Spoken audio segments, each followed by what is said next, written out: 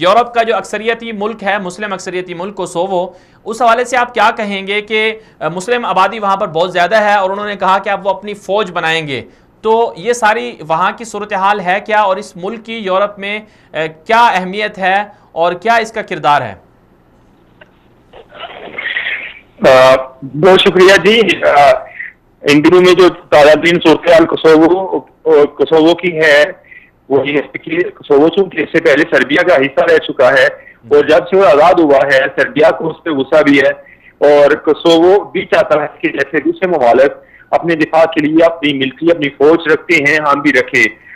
कुछ ममालिक उसकी हमायत कर रहे हैं लेकिन वतन और यूरोप उसकी मुखालफत कर रहा है क्योंकि सर्बिया भी यूरोप का हिस्सा है और कोसोवो भी यूरोप का हिस्सा है। और सर्बिया चूंकि क्रिश्चियन अक्सरियती मुल्क है और यूरोप के ममालिक भी चूंकि अक्सर यूरोप क्रिश्चियन अक्सरियती ममालिक है, जिसकी वजह से यूरोपीय यूनियन और ओपन जो है वो सर्बिया की हिमायत कर रहा है और कोसोवो की मुखालफत कर रहा है कि उन्हें फौज रखने की इजाजत नहीं दे रहे, जबकि कोसोवो अपने दिफा के लिए, अपनी जात के लिए, अपनी सरहदों के लिए फौज बनाना चाहते हैं। उन्होंने अपनी फौज बना ली है। इसलिए मैं समझता हूँ कि पूरी दुनिया में जैसे छोटा मुल्क हो या बड़ा मुल्क हो, हर मुल्क को इजाजत होनी चाहिए कि वो अपने दिफा के लिए, अपने सिस्टम को, अपने निजाम को चलाने के लिए, अपनी सरहदों को महफूज करने के लिए अपनी फौज बना सकता है। अब यूरोप अगर मुखालफत कर रहा है तो इसमें यूरोप को ये भी देखना चाहिए कि यूरोप के अपने हर मुल्क की फौज मौजूद है, बल्कि सिर्फ फौज मौजूद नहीं है बल्कि मुख्तलिफ सिक्योरिटी इदारे मौजूद है यूरोप में। तो इसमें यूरोप को परेशानी भी नहीं होनी चाहिए,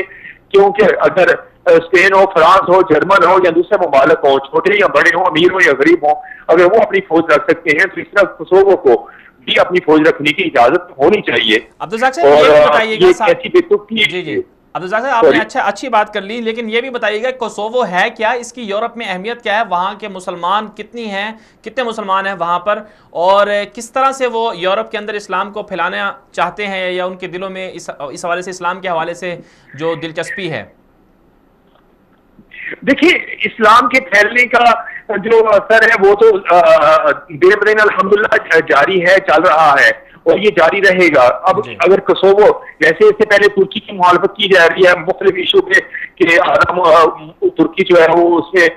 यूरोपियन स्टाइल है और आधे में जो है मुस्लिम स्टाइल है, तो इसलिए यूरोप को इस चीज का खतरा तो है। जैसे इससे पहले तुर्की से तो अब कोसोवो से भी है कि अगर इनके पास फौज होगी और आज से 10 साल, 100 साल, 200 साल बाद इसके रिजल्ट गलत हो सकती है या उसकी वजह से इस्लाम में तकवीयत हो सकती है या मुख्तलिफ इशू हो सकते हैं, जिसकी वजह से चूंकि वो कोसोवो एक अक्सरियती मुसलमान मुल्क है, इसलिए यूरोप को उससे डर और खतरा है। उसकी वजह से इस्लाम की तकवीयत हो सकती है और उस मुल्क की भी तकवीयत हो सकती है और आने वाले वक्त में यूरोपीय यूनियन के जो भी कानून साजी मामला होंगे, चूंकि